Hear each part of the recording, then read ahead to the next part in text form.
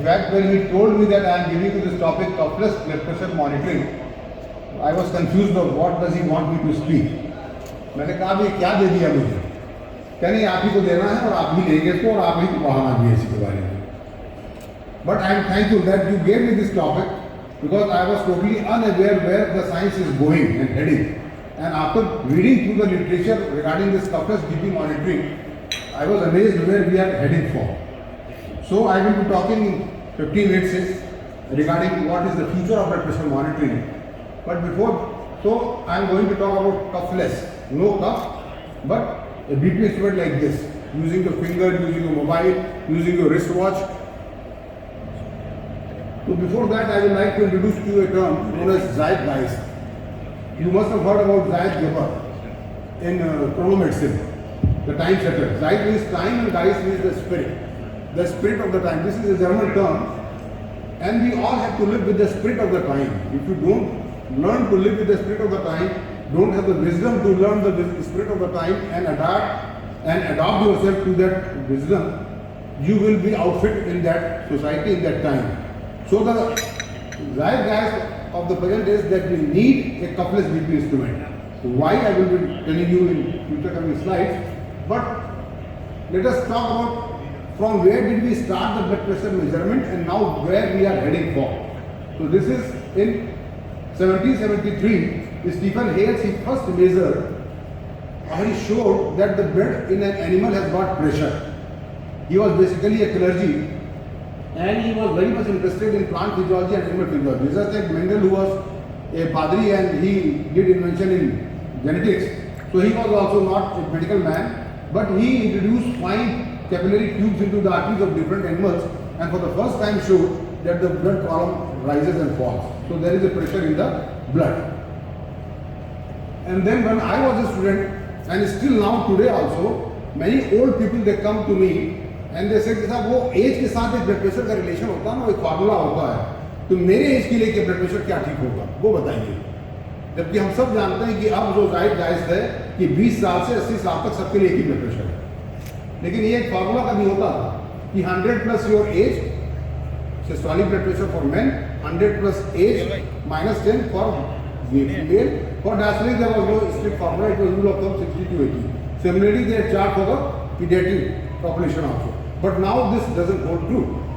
We have moved forward.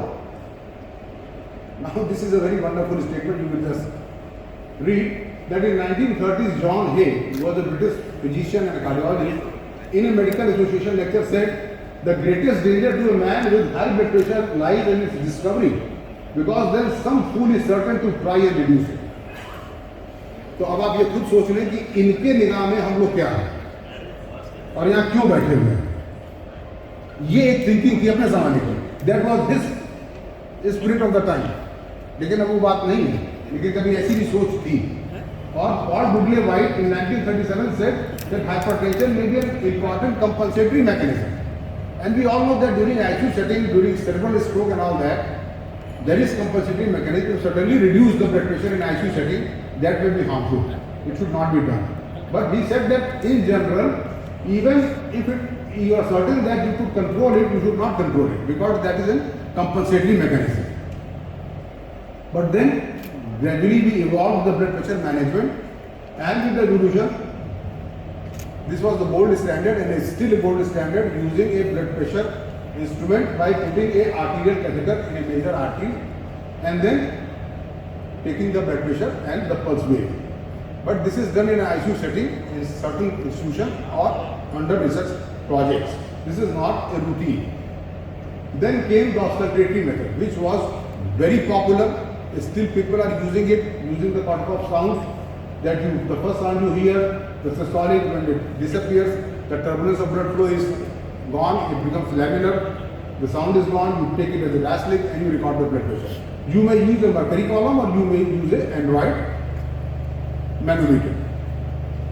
But after this, it was replaced by oscillometric method. Now this is the most common BP instrument which is now in use. Since mercury instrument is now out of date, mercury is not allowed to be marketed.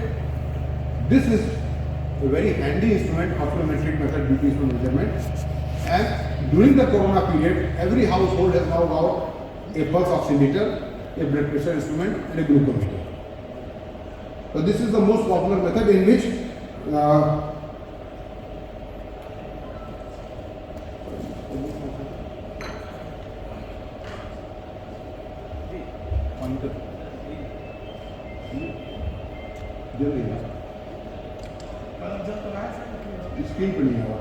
anyhow, in the oscillometric method, the turbulence in the blood flow is recorded by the computer in the instrument, and the maximum amplitude of the oscillation is recorded, and according to that maximum amplitude, depending upon an algorithm which has been fed in that instrument, which is different for different companies, and it is here where a company supersedes other one by its algorithm. How accurate that algorithm will calculate the diastolic and systolic blood pressure.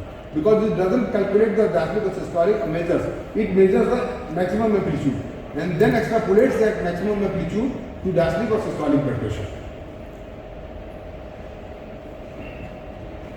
Then volume clamping came, where distal artery is used.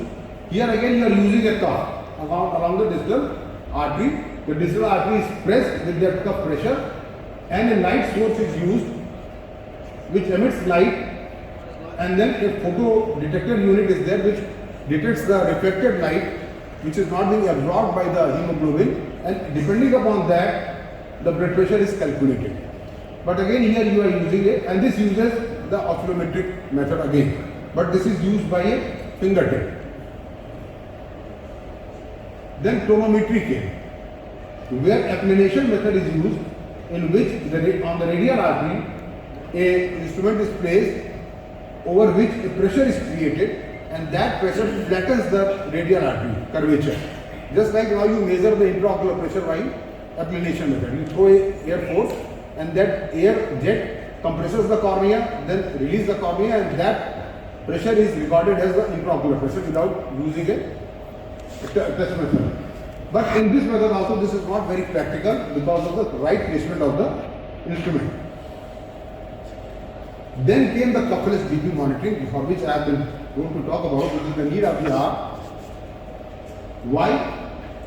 Because hypertension awareness to the masses during the daily life can be made if we have got a cuffless BP instrument which can be used 24 hours in a day very easily and conveniently. Because even if you are using a BPM these days, you are applying a cuff, you are putting a blood pressure instrument on the chest of the patient tight to the body, and during the sleep, whenever the air is inflated or deflated, the person gets up. His sleep is disturbed. So it doesn't give you the real picture. So that is cumbersome. Long-term hypertension control by continuous monitoring and titrating the drug dose. Just like you can compare it by SMBG and CGM device. CGM device is giving you 24-hour profile, taking blood sugar, interstitial sugar every 5 minutes, 15 minutes as the device may be. Similarly here it is, you can take the blood pressure regularly throughout the day.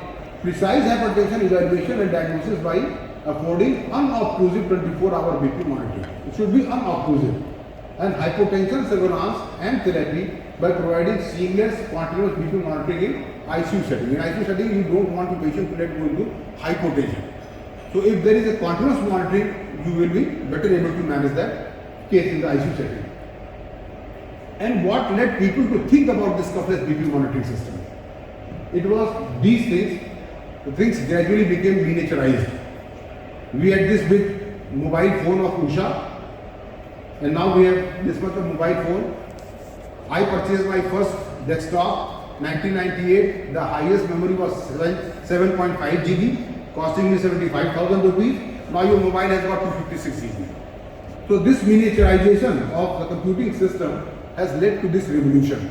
Wireless communication. You can communicate your watch or your BP instrument or your glucometer to your mobile phone app and keep all your recordings in that app. Efficient power consumption. Once you have charged your battery of the device, it can be used for 7 days, 8 days, 10 days. And pervasive computing. Computing is very essential. Medical computing is the backbone of all this data collection and then extrapolating an algorithm for proper calculation of the desired result. So this is some of the Cuffless BP monitoring system which I am showing you. This is from my sense. It is in the market. It is cuffless, pain-free, discreet, small and mobile, fast and accurate. In 10 seconds you can measure your blood pressure. How?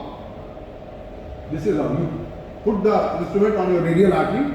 Within 10 seconds it will give you the reading, pulse rate, systolic, diastolic, and this can be synchronized with your mobile phone, where all the data will be saved in the mobile phone. So when you open the app of the mobile phone, you have a whole chart of your BP recordings. So this is available.